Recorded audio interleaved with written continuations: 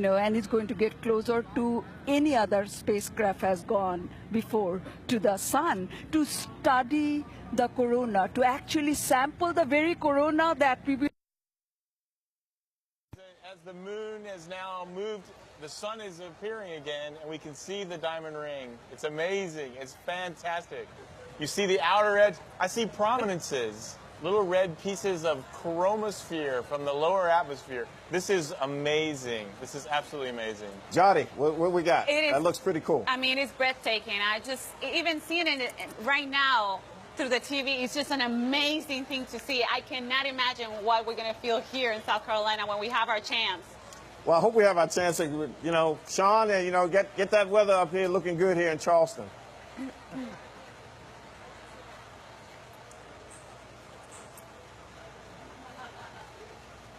Now, what do we...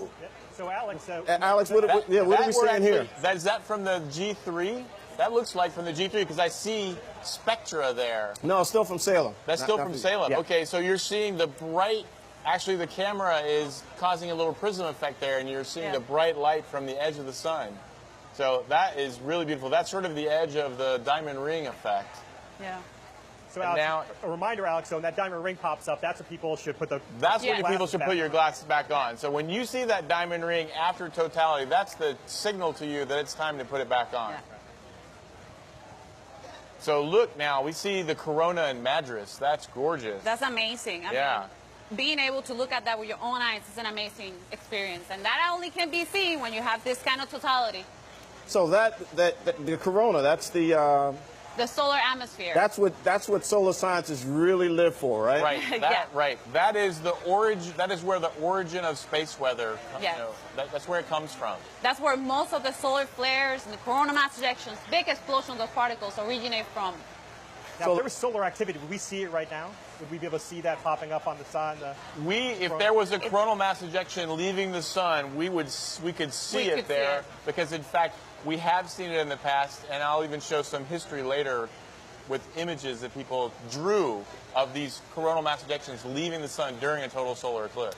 Now, why is it so critical and so important to really get this type of view from the sun's atmosphere from the corona?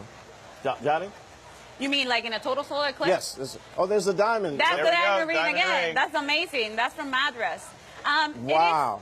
It is important to do this because we do this kind of eclipses artificially, but we do not do it as perfect as nature does. The moon covers the sun in such a perfect way that we see parts of the corona that we don't usually see.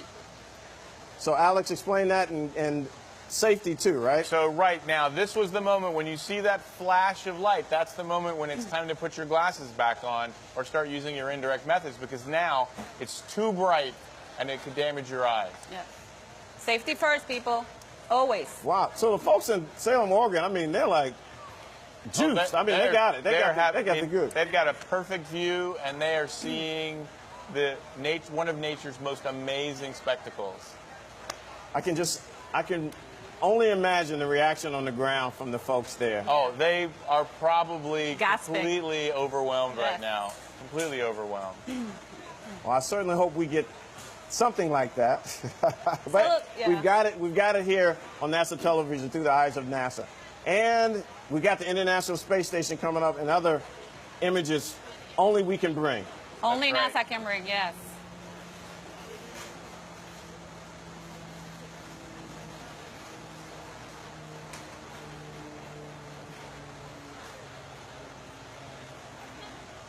Now, is it completely dark or is it coming out? No, what's happening now is the filters are back on, the safe solar filters for the telescope, and now you see the crescent, which is the sun, basically now being revealed after the eclipse. So we're now back to the partial phase in the other direction. Exactly. Now, how fast is this going? Well, this shadow is passing across the country, depending on where you are, anywhere from 1,200 to 1,800 miles an hour. So this is moving incredibly fast because the moon itself, in its orbit, is moving at almost 3,400 miles an hour. And that, in combination with